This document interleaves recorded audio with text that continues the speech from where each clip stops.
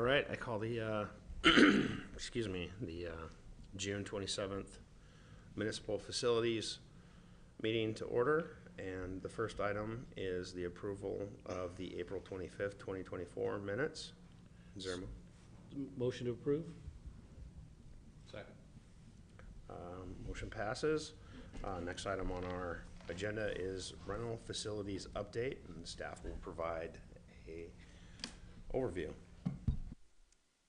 Thank you, Chair Nutting. I'm going to go ahead and pass out, just like I did with the recreation a couple weeks ago at Finance, a new updated spreadsheet for you all. It's not really much of a change, but it's still a change going in the positive direction. So the one in the packet was an $83,000 deficit, and we're at 80, so getting better all the time. First and secondly, I'd like to introduce Courtney Wilt. She is our Events and Facilities Manager, and she's going to give a little bit of information to you in a second. But basically, just like recreation at the Finance Committee meeting, you know, taking a look at their revenues and expenditures, and we're working through making changes to our fee structure and doing more marketing, just trying to get more people into our buildings. We're bringing back on the activity center, which was out due to COVID. We took it offline. In my past history in recreation years and years ago, it was a very desirable building, so we're getting that back online, getting it rented, having some pretty good response to that, and the field house as well. So that one also went offline during COVID, and we're bringing that back on, and we just had a successful rental there a week or so ago. So those should help with the revenues, as well as we're keeping our costs down to the best that we can. And we do have some outstanding revenues that we haven't booked. The way it's a cash basis, so we book them as we get the payment, and so we still have about $35,000-ish that we know that we're waiting for payment from bookings that are on the books, but we just don't have that money in hand. So really, take the 80, take 35. It's getting better all the time. So we're just going to keep on that trend and hopefully have better news later in the year for our. I mean, I'm happy with this. Last year at this time, we were at 123 in the hole. So to me, this is great. Any questions? No. Colleagues, are there any questions? What are we looking at? So this is to actuals. Does the rest of the summer look pretty promising, or are there any opportunities still that you think you can nail and even close this gap further? Yeah, so when we book any event, we just take their deposit. 30 days prior to your event is when you need to be paid in full. So we do have some events in August that will be paid in July. So yes, that's coming in. We did just hire a new employee to, she's a limited employee, to start with marketing and help our marketing. She's been going around the last 2 days from Federal Way to SeaTac, putting out flyers for us. We have like a QR code down at the beach park because really people don't know about us. That's the biggest thing we hear is people don't know about us. So she just graduated with a degree in hospitality. She has so many ideas. She came to me her first day with like a 19-page report of things that we can do better. So we're starting that and taking that and running with that. So really happy to have her on board. And I think all of that will help us get more and more people to know about us, because that's the biggest thing is how do people know about us? So. And we do have a couple of dates in August that are open. So hey, if you're watching and you want to rent, Yeah. You're talking the beach park. the The beach park, yeah. Which is obviously the highest desired location, but Correct. but it probably sounds like you guys are going to try to expand the activity center, the field house, probably Wooten Park, Yeah. any of those types of opportunities. So I would say the picnic shelter is our biggest rental. It's easy, it's a quick rental. Our dining hall will be our next biggest space that we use, and then the auditorium. And bringing the senior center and the field house back online, people are already calling about it, which is fantastic. And those are easy places to rent. So getting those back online, I think, will definitely help. Yeah. Fantastic. Yeah, we're excited. But we are, we're promoting, we're doing what we can. We do have a camp that's down there in July. This is their 6th year. And they're already talking about extending their contract to more years, which is a huge benefit for us being on the property, so. That's a dance camp, right? It is, yep, they're there Monday through Friday for 6 weeks, Yeah. so it's a huge, huge revenue for us. How's that floor working out is that still really doing well? Auditorium. The auditorium floor, Yeah. yeah, we haven't had any It's problems great. since the last No, fix. I think you guys got a grant for that and some other things, which I thought was a big move, and then that helped, make that. They love facility it, they more- dance on it, rentals, it's easy clean, so, yeah, definitely a good thing. It still looks great. Yeah, still looks great. Mhm. You know, we have Shakespeare in the Park, which is, they promote us, you know, we pay them, but they promote us. And then yoga on the platform, Beery and Actors Guild also comes onto our facility, and they also promote us, so. Yeah, so the platform. Yeah. Because, yeah, I'll be there Saturday to do the yoga as well, Sure. which I think is a great thing, and you came up with I thought you guys came up with a good solution with just a couple-hour rental. Are you seeing interest there as potential? Not quite yet, and the biggest thing with that space is parking and bathrooms. Yeah, So that is our, you know, we have people wanting it, but then I'm like, parking's hard, and the bathroom situation, so. is there potential maybe to put portable restrooms there? I know we've had them in the past, I believe they got We had taken. it for 4th of July. Yeah, and then I think they get taken down after the 4th, so possibly keeping one up there absolutely would benefit that space. We can definitely look into Yeah. that for sure. Just an idea. I think you guys are doing a great job. Yeah, so. it's nice to have the yoga. They're there through September, Yeah. so, yeah. It's a wonderful place to do it. Yeah, for sure. It'll be backed on the 4th too. Oh, Yeah. it's the Prime, I think the current article's kind of from there, right? Yes, it is. So I just wanted to point one thing out because it's on the agenda tonight, regarding the fee waiver for Blues and Brews.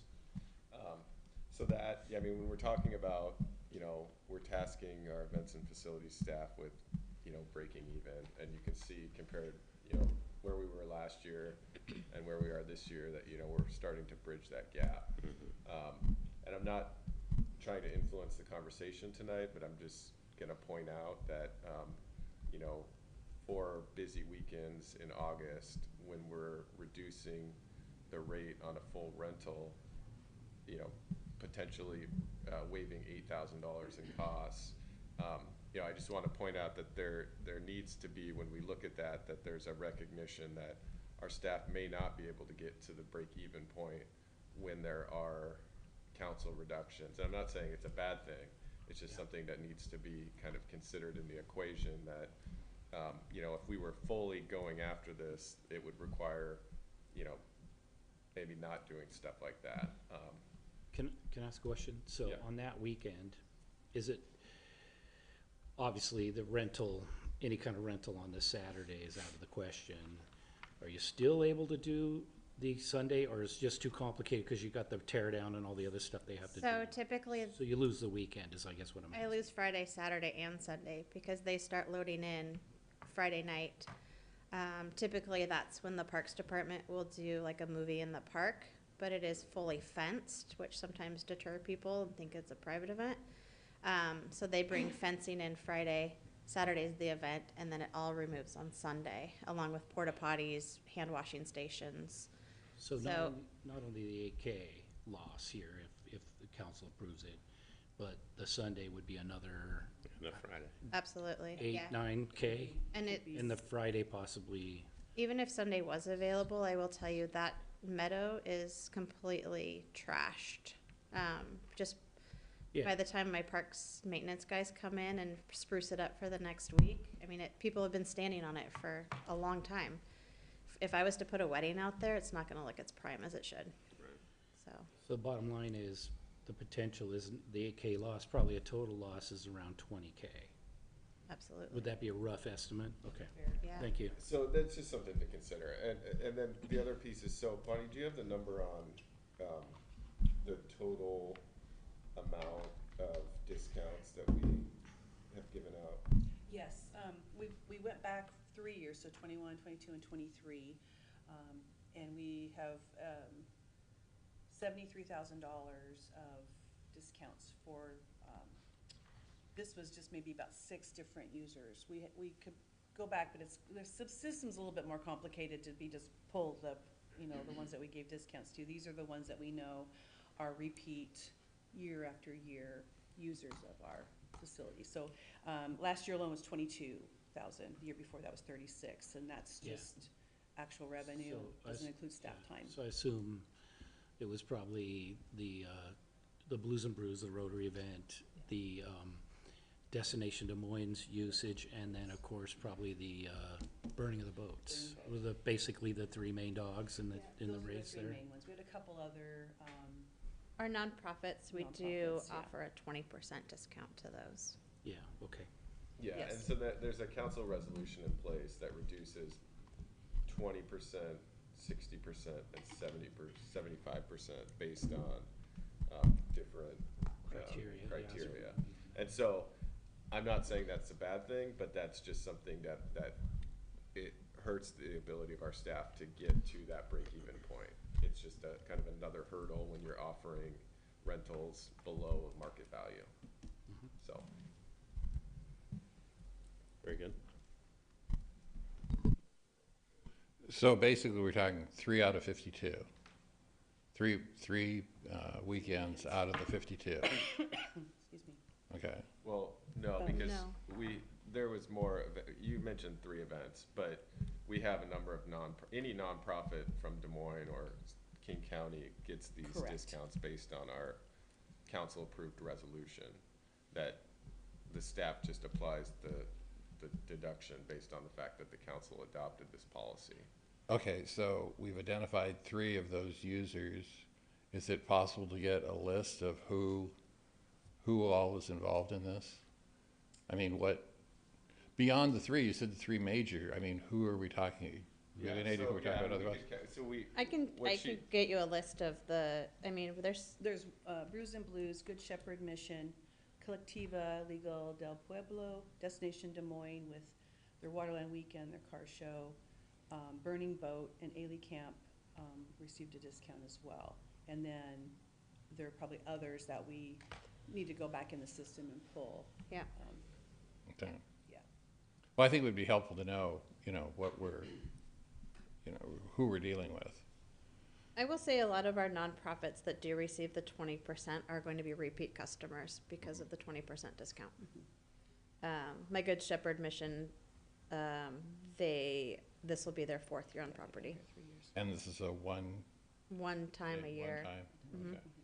And they do it, they're a December event, so those are great events because that's typically our slower season. Yeah, just like Okay. the burning boat. Yeah. Right, correct. Yeah, and so maybe it's an outcome of tonight's discussion is that, just taking a closer look at, another look at our existing policy, because we have the 20% off, but then we also have the 60 and the 75% off, which really kind of hampers any ability to recover even just our costs, right? Not even our lost profit, but our staff costs for staffing and cleanup and all that stuff usually probably isn't even covered by the 25% that we're charging, so. Gotcha. So we know what those costs are for those events. The- So I would imagine that it costs more for Blues and Brews than it does for, say, Burning Boat. Yes. Yes. Okay, so do we have, Staff time? yeah, Yeah, I mean, we would, We have It's a to, longer event. it's a longer day. Yeah. Burning Boat, for example, or excuse me, Blues and Brews wants to be on the property at 6 a.m. and they don't leave until about 10 p.m., 10:30. So it's a longer day for my staff and having to, we typically do 1 staff member per 100 people, so I would need all of my staff on board that day. okay, so I guess my question is, can we get, those figures so that we get a true picture of, what the impact of the event is, both on staff time and on, potential lost revenue? We'd have to go back to the timesheets for the time. we could or- put that together, or we we could won't probably have it put for that tonight. Yeah, but we- could we- put it together. Yeah, we could figure a way to do that.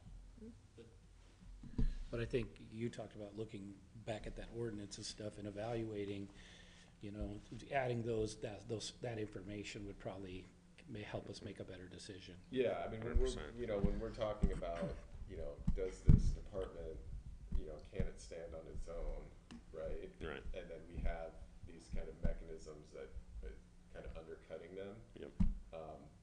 That's something that we need to look at, maybe not for this upcoming event, but just for the future, is that, if we want them to be successful, we can't be giving away stuff Right. at the council level. Correct. Good? Well, When I don't, is the goal to make the department totally self-sustaining, or is it, a recognition that, hey, we lose money on certain things because they're services that we provide in general, and does this fall in that category? It's like the marina, it would be self-sufficient eventually. well, I think, yeah, we talked about the enterprise fund, which we ultimately didn't do, but when you Right. talk about, services that a city provides, there's a lot of wedding venues that are in business because they make money, right? Private wedding Right. venues. And so, is a wedding venue something that is that an essential service for a city? Yeah, you could argue no, especially if it's not making money. But we've always talked about is that, rental facilities make money in the private industry, or else they go out of business. And so why can't we operate it that way? Yeah, I would say only 50% of our events are actually weddings. Okay, no, that's not, okay. The problem though is okay, we've taken over the fireworks over Des Moines, okay? That has cost and everything there. Do we make money on that? Fireworks over Des Moines? No. Okay, so what the justification then is, is it that the city is putting it on, or that one of the community organizations that contributes to the community overall? Do you see what I'm saying? It's Well, like, the 4th of July is a city event that the city pays for, and I guess I think what you're getting at is that's something that benefits the community, and that the community is okay with us spending money on without covering those costs. It's a service, right, that the city Right. provides as a celebration of the 4th of July. At the end of the day, it's a policy decision for the council right, if you want to provide event rentals at a loss. So that's certainly the council's decision. I think where I'm coming at is looking at a budget that has a massive shortfall in it, and an opportunity to have a department be self-sufficient. It seems like that should be the way that we're moving in order to kind of work towards closing that budget gap. But at the end of the day, it's the council's decision as far as policy, if you want the department to be revenue neutral, or if you want them to operate at a loss. I think some of the events like 4th of July or the Waterloo Parade, there's always been costs incurred by the city. Maybe a big difference though is it's open for all to attend, where this has exclusivity. You have to purchase a ticket to get to it and so forth. So there's a little bit of difference there. These are events that anyone can go to, rather than those that choose to buy a ticket or have the means to do so. So there's a little difference. But they all cost money, no matter what. My only question is so we hired somebody for promotions. Was that already an approved halftime FTE, or? We currently have a vacant position right now in events and facilities, and so we hired her on a limited term. So Okay. we're gonna reassess her at the end of the summer to see if the benefit was there, like for promotional materials and going out and getting extra business. And so we'll reassess at the end of the summer. Okay. And if it's going well, then we'll go again till the end of the year, and then we'll reassess it again to see if we can put her in the budget for 2025. Very good. All right, thank you. Moving on to our next item is the beach park buildings discussion. And That's me again. that's you again. Just a quick update. I don't know if you've been down at the beach park in the evening, but the dining hall, auditorium, and picnic shelter, and then the bathrooms. It's kind of two buildings, but kind of thinks as one. I'll have new lighting. It's got kind of what you would see at the holidays, your LED. They're programmable by your phone, by an app. They can play different, they can do different colors. They can be timed to music. It gives a great ambiance. I think it's been pretty well received by the renters who have been down there and had it there. We're gonna do red, white, and blue for the 4th of July. We could do, I'm just saying, we can do gender reveals by We're the also building. letting the renter, if they do want to change the color they on the building for their event, They can. it's a fee, but you can do it. Anyway, it looks great. They're kind of hidden away, so you can't really see them till they're at night, but it's great. So with that, their Founder's Lodge, a while back, we were updating the bathrooms and we ran into some asbestos, and so we had the building abated. Basically, what that meant was asbestos was found in the building quite some time ago, but we decided to go ahead and abate the whole building because we wanted to utilize upstairs for some office space. And in doing that, basically, all upstairs is now an open concept. So we had a walkthrough with a engineering firm, and we have a structural engineering report. We are also in talks with the Highland School District about a possible satellite location for Maritime High School. So there's kind of a few things that can be done with that building. We're just moving through the process, have met with staff to find out the feasibility of the building. So kind of have a lot of different things going on at one time just to see what can be done, but not trying to lose any momentum on getting that building back online as soon as we can. So more to come, but really it's unusable at this moment just because, there's no bathrooms. They've been tore up. Asbestos is gone, but it's just right now just a structure. A shell, yes. So two things. So on the lights, I'm glad a lot of us have wanted those and so forth. Is there any way to possibly even light up the pathways to the bridge? Because it's been in past, particularly in the wintertime, it gets a little dark there. We've talked about that, so we thought we'd start with the buildings and see how that went, and then look at options for lighting, putting some power out for additional source of lighting. So I think that's the biggest issue is power, where it's located, and how far out we can get them to go. But we do envision that to be part of maybe a second step, is getting some lighting and maybe even the cutie ones that are like the bulbs, No, I think it'd be great just because of I've traipsed through there a few times and I've heard feedback. The other question is, so it sounded exciting about the high school, the Mariner High School going there. Is there been consideration? I know that it's very costly that we're looking at money for the Sunhome Lodge, right? Is it potential consideration that if it works, maybe we can get some funding there to get that done, and that could be possibly used as well? Maybe that building is in very bad shape. Yeah, I understand it's also in a riparian area of sensitivity. Correct. And it's part of the historic Correct. piece, right? So obviously everything has to be done the same, and the costs are essentially 3 to 5 times. I didn't know, I just was exploring. We're always looking for ways, because I think I recall the story where I think we asked for $400,000 in a grant. We got 5,000 because they want to fund open space, but not those types of projects, right? Yeah, it's definitely, we board it up all the time. It's broken into repeatedly. The roof is failing. I think there's actually holes in the roof. Staff does their best to try to, repair it. Mitigate the really issues. Yeah. I'm just looking for ways to fund it, to save it, I hear you. We always are looking at grants, grant opportunities for anything, so we definitely can keep our ear to the ground to see if there's anything for that building, but, Yeah, so we're meeting with Highline School District again in July. yes. To talk with them about really what the renovations would look like, because like what Bonnie said, it is a shell, so it's a good sized building. Yep. It's more than enough square footage for what they'd be looking for, which is about 3 to 4 classrooms for a satellite campus, which is then close to the water.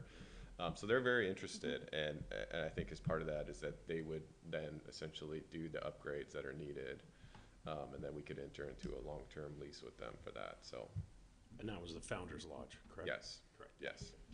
And then I have just two more real quick updates. There is a shed located on the southeast corner of the beach park that's kind of all tilted. We've had many meetings with staff internally in the Historic Society, and basically, at this time, it's been deemed that we cannot do anything with that building, but let it sit like it is. We can't take it down.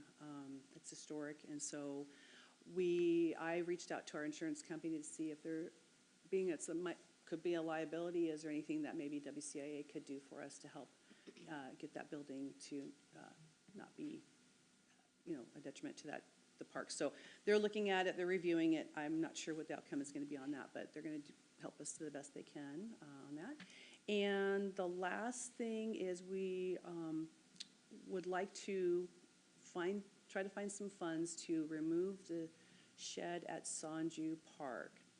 So one with the sunflowers painted on it. Basically, it too is deteriorated to the point where we really can't rehab it without putting a lot of money into it, and it's being used for people to break into and live in. And we spend considerable staff time going and boarding it up from being kicked in and people living inside of there. So, Is there an estimate on what that's gonna cost? yes, Scott did provide one, It was but about 35,000. something like $35,000 to $40,000. Well, I'm not aware of how large it was. It's a That's barn. That's Pretty a barn. big barn, yeah. Yeah. Gotcha. And it's been abated already, or it's been reviewed. It's good to come down. It's just we need to find the funds for it. I think all the preliminary has all been done on it. So we just wanted to mention that tonight, even though it's outside the beach park. Yeah. Not even that, that this committee would be tasked with looking for funds from anywhere, but just to get kind of a general feel, check the temperature on whether there's any interest in not demoing that barn that's currently sitting empty at Sanju. We previously demoed the house that was there. Yes. Right. So Would that be staff that would do the demo, and we're thinking $35,000 for disposal fees, or it would be a Con- contractor, yeah. you contract that out, even Yeah. though we have our own heavy equipment that could demo it? And I mean, we could look at it. This was a quote that we received. Yeah. Gotcha. A starting point, you should. Starting point. Gotcha. But we could definitely check with staff Yeah. to see. I mean, we have our own backhoe, right? Yeah. Okay. Maybe I can come spend some time out there. It's a fairly large structure. It's pretty big, Done yeah. for Yeah, twice. I've seen But it. yeah, we just wanted to mention that. I don't think we've had really anyone express any interest in the barn remaining there. No, And it's currently empty and not used, so. right. And there's no stipulation from the gifting of the land that we can't take it down. And it's not as historically It's not designated. We just wanted to mention it in case anyone were to come forward and say, we love that barn. I mean, the sunflower's cute, but it is, I think we could take it off. Is it? it's been painted on, I Okay. think. Councilman Rocket. Yes, two questions. Okay, on the barn, is it stable or is it hazardous?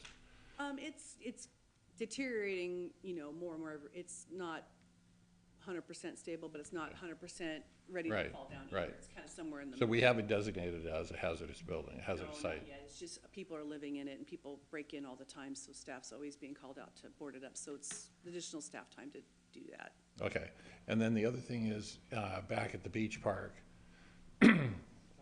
the building you were talking about that's leaning is, and you said it was on the southeast side, is that, Oh, north. is that the northeast, sorry, southwest? Yeah, northeast. Northwest, yeah. Okay.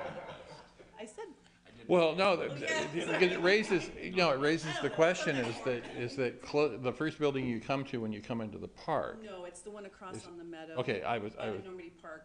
sure, trail. no, Yeah, okay, so, I misspoke, I apologize. no, I mean, My kids. the directions are a little bit crazy down there and everything, so, but, so then, is the building as you first come into the park that's kind of built into the hillside, is that designated as a historical building? I am not 100% sure on that.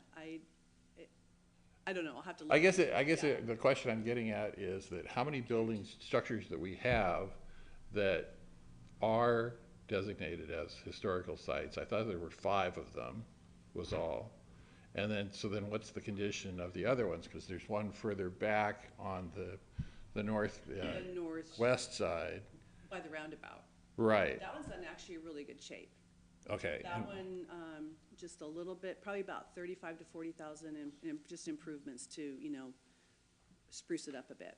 And to be used, is it being used now? No, not Okay. currently, but we've talked, and Courtney and I just had a conversation about this today, matter of fact, about, it could be, like a get-ready room. Think about Chateau Saint Michel, you go there for a wedding and they have like these little houses and brides sitting there and, have a good time and get ready and all that. So, I talked to Scott Romano today, a matter of fact, about it as well, just saying, hey, what would it take? Just have like just a restroom and a little kitchenette and then, place for brides to get, bride in the, wedding party to get ready. A great location if you're getting married on the lawn especially with the, Founder's Lodge being off-site, people would use that as the get-ready room, so, it's actually in really considerably good shape, Okay, surprisingly, yeah. okay. Thank you. Yeah, you're welcome. Anything else? All right, Thank you. thank you, Bonnie. Next item on our agenda is the Marina and Beach Park paid parking operation and financial updates. That's a mouthful. Yeah, thanks, thanks, Chair Nutting, Council. Yeah, just wanted to give you a quick update on our parking facility. If you recall, we started 2 weeks of trial basis back in May, started on May 20th, and on June 3rd, we implemented actual paid parking in the both Beach Park and the Marina. The machinery itself is working very, very well. The local support, our team from Time, Chris has been amazing with us. And the only difficulties we've observed so far is really the users trying to figure out where to scan your frequent user card, how to pay, how to scan your ticket, just things like that. It's just users getting familiar with the new equipment. We did have one problem, you probably all saw it on the community page, where we had an incident, and unfortunately it wasn't anything to do with the machinery, it was the city's fiber. We had a little glitch, but we have all that fixed. Chris fixed it all for us. So since that incident, though, we've installed different things. On my iPad now I have cameras to all the machines. On my phone I have alerts that'll happen if the machinery goes down, and I can vend people through my phone now, things that we're learning and things like that, so we can work through that. Myself and a couple of employees were 5 to 10 minutes away now, so we could zip down there when we hear of a problem really quickly. So we have a lot of those kind of things, and it's working like that. So we're really happy for that. The license plate readers, they're the best. I haven't used my card yet. I just pull up, it says, "Welcome, Scott," thing opens, same way when I leave. So it's really, that part's working really, really well.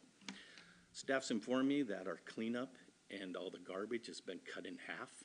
The time is just cleaner, nicer every morning when they're doing the cleanup, and so it's been really positive that way. Just to give you some numbers, from May till yesterday, from May till yesterday, we're selling our access cards, and we've sold 34 cards from non-residents, which is $3,400. For the resident cards from May till Wednesday, we've sold 269, so almost $11,000 worth of cards.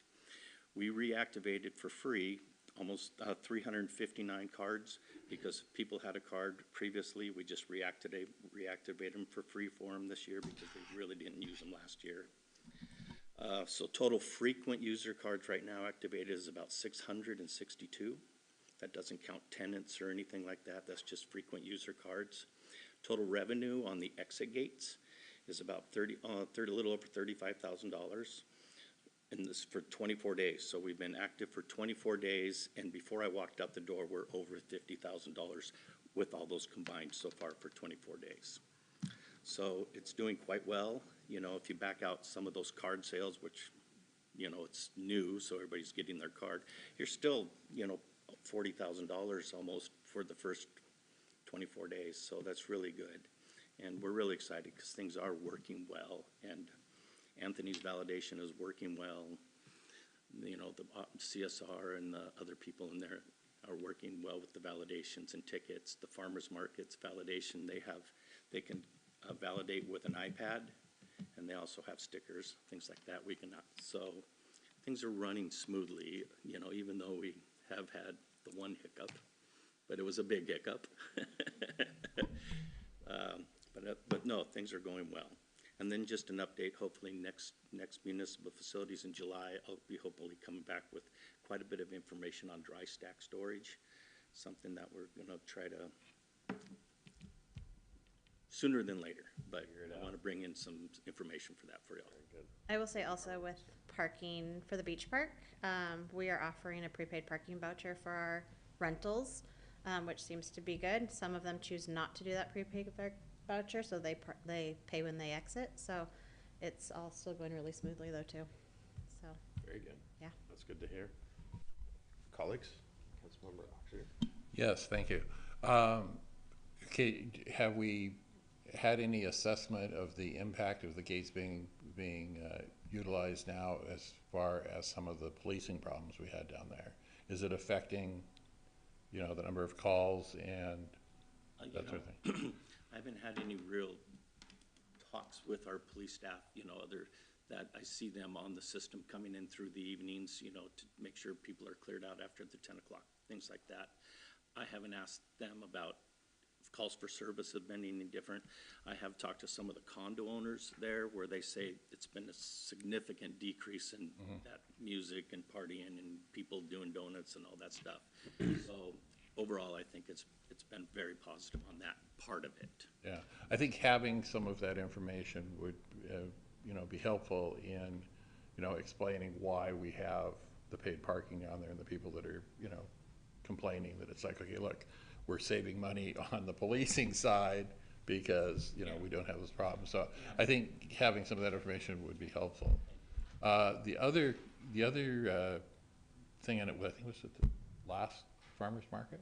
No, it was 2 weeks ago.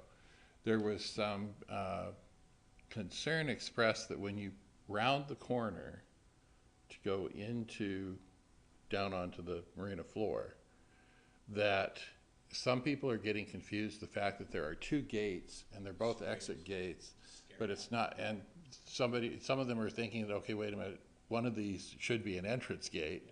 And is there some way that we can mark that so that?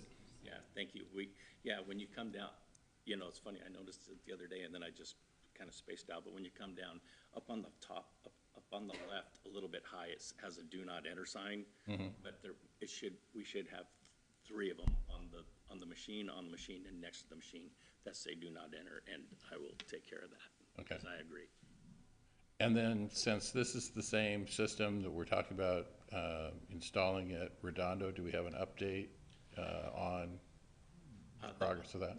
We have all the equipment in the garage waiting for Redondo. I just didn't want to cut up the parking lot and run conduit to all the locations for the parking equipment until we know what's going to get cut up for the new restroom.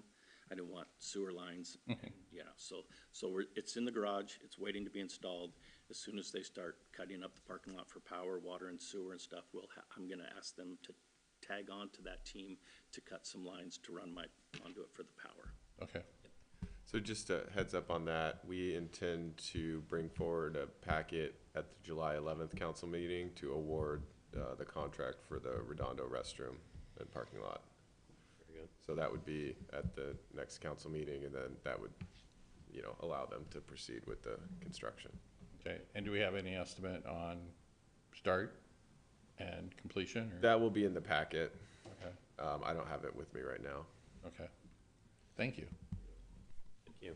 Councilmember Mahoney? First of all, I went and got my card and thought I would, because how's this gonna work? And the license plate reader worked great. Has there been any conversation, like, you know, you go in the office and you can buy it online. Have you guys ever thought about possibly using or taking space in the farmer's market to possibly sell passes there? We're open on Saturdays, and we put some signs in the fair, right by the office door, and we put a couple in the farmer's market to have all the farmer's market visitors come see us on Saturdays. This Saturday, Tara will be working there from 9 to 2 or 3 or something. Oh, like that. great, great. It's just making it easy to sell them. I think they're a great value So, yeah, myself. we're open on Saturdays now to help out that. Cool, Very good. that's it. All right, that's the end of our agenda. Thank you, staff, for your presentations and all the information. If there's a motion to adjourn, So move. all right, we're adjourned. Thank you, guys.